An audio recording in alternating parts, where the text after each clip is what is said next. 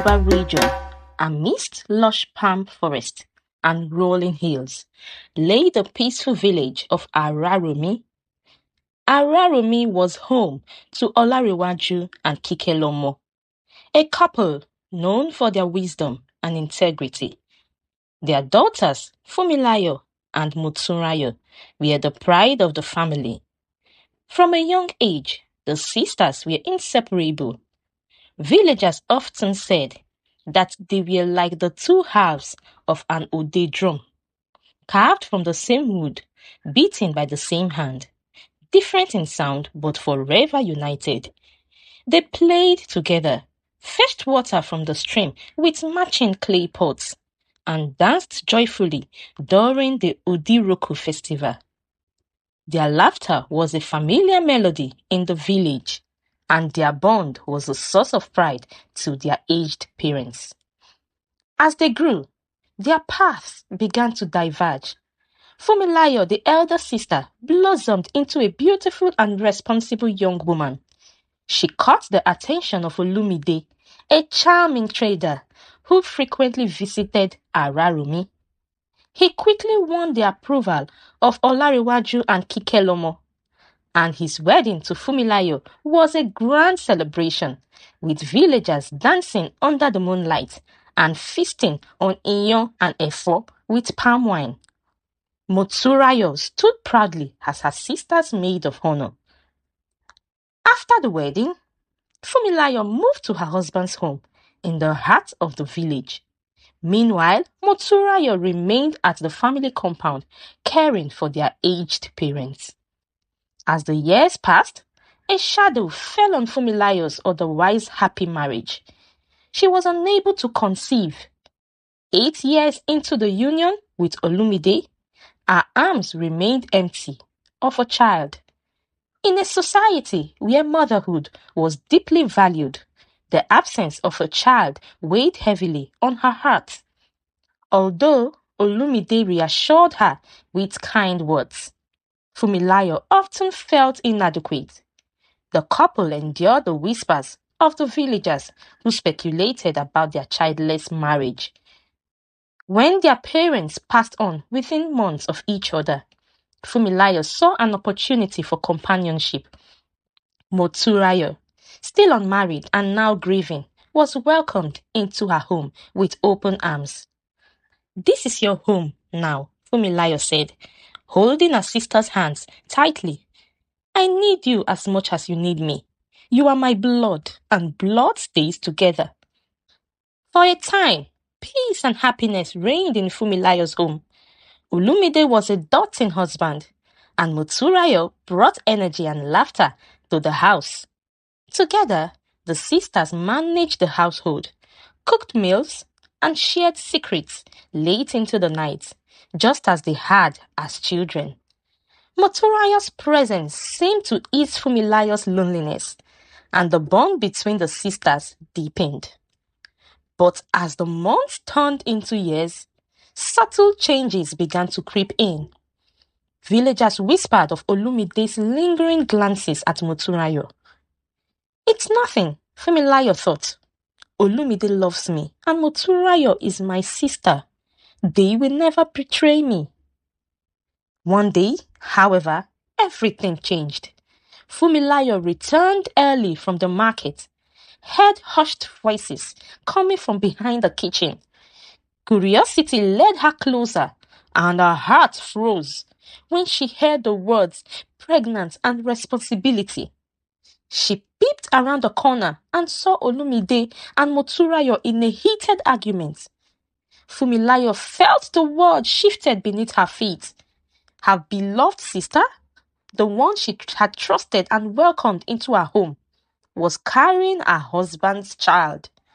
The betrayal was like a knife to her heart, twisting deeper with every word that she overheard. Unable to contain her anguish, Funmilayo stepped into the kitchen. Her voice trembled with fury and pain. "How could you? How could both of you betray me like this?" She looked at Olumide, the man she had trusted, and then at Motsunrayo, her own sister. But Motsunrayo, Instead of showing remorse, refused to meet her eyes. She stood silently, her gaze fixed on the ground. Olumide, however, remained calm, his expression cold and unyielding. And then he blurted out immediately. Enough of this drama, Funmilayo. Enough. I have waited for years, enduring the shame of being childless. Now Moturayo is carrying my child, and I intend to do the right thing. I will proceed to pay her bride price. Funmilayo's heart shattered further at his words. You can't be serious, Olumide. My sister, how can you destroy everything that we have built together? His response was as sharp as a blade. You can either accept this situation or leave. I won't let you stand in the way of my future and legacy. This is my decision. From that moment, Funmilayo's life spiraled into a nightmare. Olumide wasted no time in formalizing his union with Moturayo. The bride price was paid, and Moturayo was officially welcomed into the household, not as a guest, but as another wife.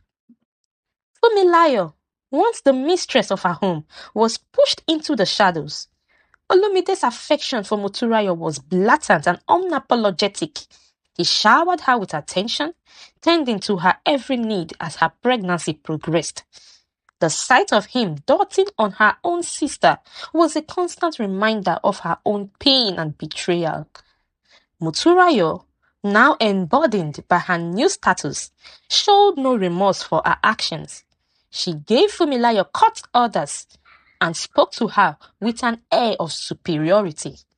Sister, she said one day, her tone dripping with false concern.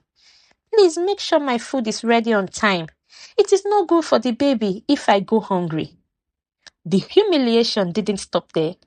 The villagers, already aware of the scandal, began to openly gossip.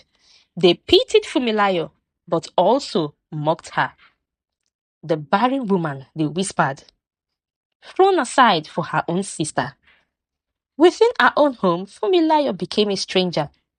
Olumide no longer regarded her with love and respect, and Moturayo treated her little more like a maid. Why are you just standing there? Olumide barked one day. Go and prepare something for Moturayo. She needs to eat. You have never carried a child in your womb. How would you know? The words stung like a slap. But Funmilayo swallowed her pride and complied. She moved through the house like a ghost, doing what was demanded of her while silently enduring the insults. Each day felt heavier than the last. Her once bright spirit dimmed by the weight of betrayal and humiliation. At night, Funmilayo cried herself to sleep, her tears soaking the pillow as she prayed for strength. The woman who once commanded respect and love in her home now lived as a shadow. Months passed, and as Moturayo's belly grew, it became apparent that she was carrying more than one baby. Olumide was filled with anticipation and pride, further deepening the wound in Funmilayo's heart. Finally, the time came for Moturayo to deliver. The household was tense. As her labor pains began, Funmilayo, thought deeply hurt, couldn't suppress the instinct to help. She moved around the house, fetching water and preparing what was needed. Her heart heavy with a mix of anger, sorrow, and lingering love for the sister who had betrayed her. Moturayo's labor was long and excruciating. Her cries echoed through the compound, piercing the night and startling the village. Olumide paced nervously outside, waiting for the news. But as dawn broke, the village midwives emerged with grave expressions. The babies were gone. The first baby, a girl, had been born lifeless. The second, a boy, arrived silent. The news hit Olumide and Moturayo like a thunderbolt, and the wails of grief from Moturayo filled the air. Even Olumide, who had always prided himself on his strength, broke down like a baby. Moturayo's grief was profound. She wept uncontrollably, her once proud demeanor crumbling under the weight of her loss. For days she refused to eat or speak, lost in the anguish of her double tragedy. When she finally composed herself, she turned to Funmilayo. Her face was streaked with tears, and for the first time, her eyes met her sister's. "Sister," she said, her voice trembling, "I have wronged you in ways I cannot begin to describe. I let selfishness and jealousy blind me. But God has reminded me never to mock a woman who cannot bear a child. It is God who gives children, and God who takes them away. They may not have given you yet, but they have certainly taken mine. God has taught me a bitter lesson, a lesson about betrayal and pride. I am sorry for the pain that I have caused you, Funmilayo." Funmilayo said nothing. Her silence spoke volumes. Her heart, though heavy with anger and hurt, couldn't help but ache for her sister's pain. The shared loss hung in the air between them, a reminder of what had been destroyed. The next morning, Moturayo packed her belongings. She stood before Funmilayo, her head bowed. "I cannot stay here any longer. I have brought nothing but pain and shame into your life. I only hope that one day you can truly forgive me." Funmilayo's voice, though soft, carried the weight of her anguish. "You are still my sister. Go and find peace. I pray that God guides you." With tears streaming down her face, Moturayo left the home that she had once been welcomed into with open arms. Her departure was quiet, marked only by the whispers of the villagers who watched from afar. The loss of the children marked the beginning of Olumide's downfall. The once proud and confident man who had basked in the adoration of two women now became a shadow of himself. The guilt of his actions combined with the emptiness left by Moturayo's departure, the dead children, and Funmilayo's silence consumed him. He roamed the compound aimlessly, haunted by the memories of his betrayal and the family that he had destroyed. He watched Funmilayo move through the house with quiet determination, but her heart was no longer there. She barely spoke to him, and her once loving eyes were filled with an unspoken pain that he could not heal. One evening, Olumide mustered the courage to approach Funmilayo. He knelt before her, his head bowed low. "Funmilayo, I have wronged you in ways I cannot even begin to describe. I was blinded by my own selfish desires and foolish pride. Please, I beg you, find it in your heart to forgive me." Funmilayo looked at him, her face expressionless, a mix of sorrow, anger, and lingering scars of betrayal. "Forgiveness, Olumide?" she said quietly. "You asked me for forgiveness after turning me into a stranger in my own home, after taking everything from me, my dignity, my peace, my trust. I cannot give you what you seek." Funmilayo made the decision to leave. She could no longer bear to live in the house that had become a prison for her soul. Packing her belongings, she moved to a distant village, far away from the whispers of the villagers and the memories that haunted her. In her new village, Funmilayo slowly rebuilt her life. Her resilience and kindness won the admiration of those around her. She eventually met and remarried a kind and loving man, and together they had 3 beautiful children who filled her life with joy and purpose. Funmilayo found happiness again, but the pain and betrayal that she had endured in her past never left her completely. On quiet nights, as she watched the children play or sat with her new husband, the memories would resurface. She would remember the love that she once had, the sister that she trusted, and the betrayer that changed everything. But these memories no longer had the power to break her. They were reminders of her strength, her ability to overcome, and the value of peace that she now cherished. Back in Araromi, Olumide's life continued to unravel. He was a lonely and broken man, abandoned by both Funmilayo and Moturayo. His once proud reputation was now overshadowed by the weight of his mistakes. He spent his days in regret, longing for the family that he had destroyed and the woman that he had driven away. The story of Funmilayo, Moturayo, and Olumide became a cautionary tale in Araromi, a reminder of the consequences of betrayal, pride, and selfishness.